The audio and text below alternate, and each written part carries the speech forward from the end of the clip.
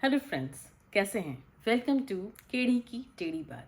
अब क्या है ना, अगर हम इंस्पिरेशन ढूंढना चाहें तो इंस्पिरेशन हमें हर जगह मिल जाती है, इवन अपने घर में भी। तो आज कुछ ऐसा ही हुआ। आज एक स्टोरी है मेरे पास आपको सुनाने के लिए। अंत तक सुनिए, शायद आपको पसंद आएगी और थोड़ी इंस्पायरिंग भी लगेगी।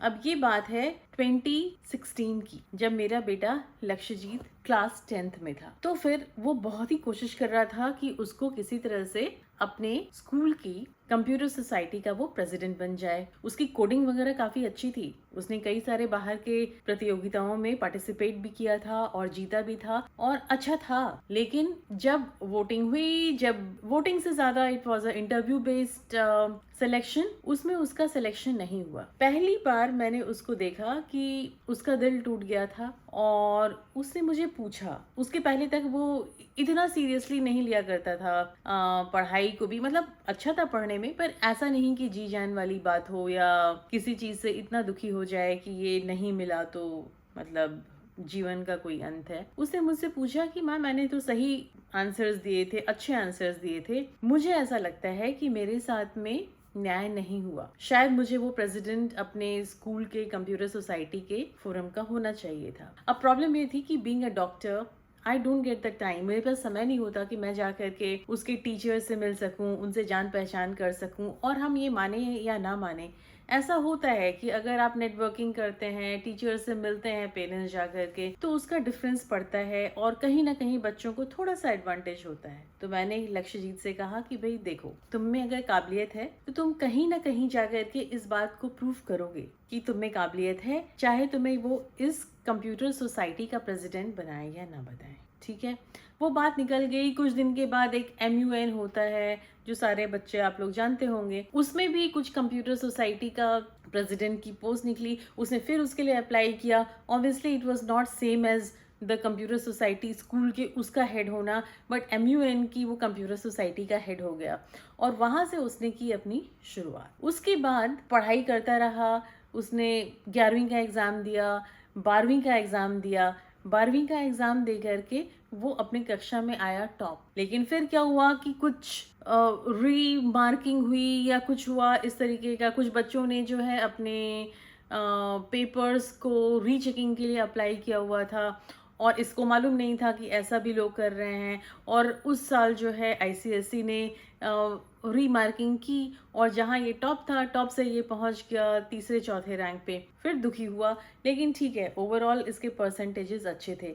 फिर इसने जॉइंट एंट्रेंस एग्जामिनेशन का एग्जाम दिया, इसने बिटसेट का एग्जाम दिया और by the way as a stand by उसने NTU सिंगापुर के लिए भी अपनी कैंडिडेचर भर के रखा था। दो मैंने उसे बोल दिया था कि मैं अफोर्ड नहीं कर सकती उसको बाहर की कंट्री में पढ़ाना, तो वो किसी तरीके से मेहनत करके जॉइंट एंट्रेंस एग्जामिनेशन या बिटसेट में ही कोशिश कर ले। अब हुआ यूं कि उसका सिलेक्शन हो गया तीनों के तीनों जगह और इवेंचुअली ये समझ में हमें आया कि देखो, बाहर भेजने में फायदा है, चाहे पैसा कितना भी लग रहा हो। सिंगापुर भेजने से जरूर उसके सामने में ज्यादा एवेन्यूज एंड अपॉर्चुनिटीज खुल जाती हैं। अब जब ये बात हमने लक्ष्यजीत से कही कि भैया तू सिंगापुर ही चला जा, उसकी हालत हो गई खराब। वो जाना नहीं चाहता था।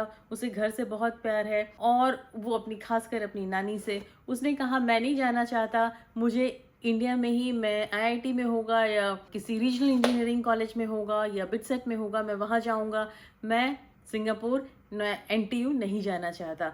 किसी तरह से उसे मैंने समझाया और हमने कहा कि चलो हम चलते हैं, वहां पे जा करके एक बार देख लेते हैं कि कैसा माहौल है और अगर आपको पसंद नहीं आएगा तो हम वापस आ जाएंगे। ठीक है, हफ्ता भर मैं उसके साथ वहां पे रही सिंगापुर में। ठीक है, उसका डर थोड़ा सा कम हुआ, भय थोड़ा सा कम हुआ और वो सिंगापुर में रुक गया। फिर उसने वहां पे पढ़ाई की, खूब मन लगा के पढ़ाई की, कई सारे हैकेथन्स जीते, बहुत कुछ चला और लकीली उसके क्लास के जो और टॉपर्स वगैरह थे, जो स्कूल में टॉपर्स थे, वो भी उसी यूनिवर्सिटी में पढ़ रहे थे। तो अच्छा माहौल था, अच्छे दोस्त थे, सारा कुछ था। और आज खुशी की ये बात है, जो मैं जिस कारण से कि मैं वीडियो बना रही हूँ बताने के लिए उन बच्चों को जो जिंदगी में कभी उसकी, जैसे लक्ष्यजीत ने क्लास 10th में एक सेटबैक फेस किया था कि उसे लग रहा था कि वो लायक है, कंप्यूटर सोसाइटी का प्रेसिडेंट बनने के लिए और नहीं बन पाया था, तो वो दुखी होने के बजाय उसने देखो अपने आप पे मेहनत की,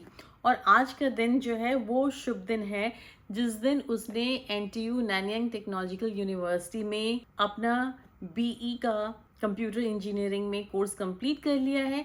कंप्लीट ही नहीं कर लिया है, उसने उस कोर्स को टॉप किया है और उसको डीन्स मेडल मिल रहा है। तो आप समझ सकते हैं सिंगापुर जैसी टेक्नोलॉजिकली रिच कंट्री, जहाँ पे सिंगापुरियन, चाइनीज़ और दुनिया भर से बच्चे आते हैं, वहाँ पे उसी सेम बच्चे ने, जिसको कि स्कूल में जो उसे लग रहा था कि जहाँ पे कि वो एक प्रेसिडेंट ऑफ सोसाइटी बन सकता था कंप्यूटर सोसाइटी का, वो नहीं बन पाया था, वहाँ से आज उसने अपने यूनिवर्सिटी का गोल्ड मेडल, और वो भी ऐसी prestigious university like NTU Nanyang technological university का गोल्ड मेडल जीत लिया है, टॉप किया है। तो एक तो मैं ये आपके साथ शेयर करना चाहती थी क्योंकि मैं खुश हूँ। दूसरी बात ये है कि कभी भी आपको लगे कि आपके साथ न्याय नहीं हो रहा है तो थक के हार नहीं जाइए। इतनी मेहनत कीजिए, इतनी मेहनत कीजिए, इतनी मेहनत कीजिए कि सामने वाला जो है ना वो झुक के खुद ही कहे कि ठीक है बच्चे, कोई बात नहीं, हर किसी का समय आता है, तुम्हारा अब आ गया।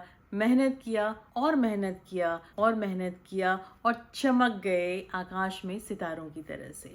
तो ये थी एक छोटी सी कहानी on positivity. I hope you liked it, I hope that you will learn from it and you will learn never say die, always try hard, always try harder till success touches your feet. So if you like the story, which is a small story, do like, share, subscribe my channel. If you don't like it, still it is okay. I will be back with you telling more stories and more stories and more stories. Till then, have a good time ahead.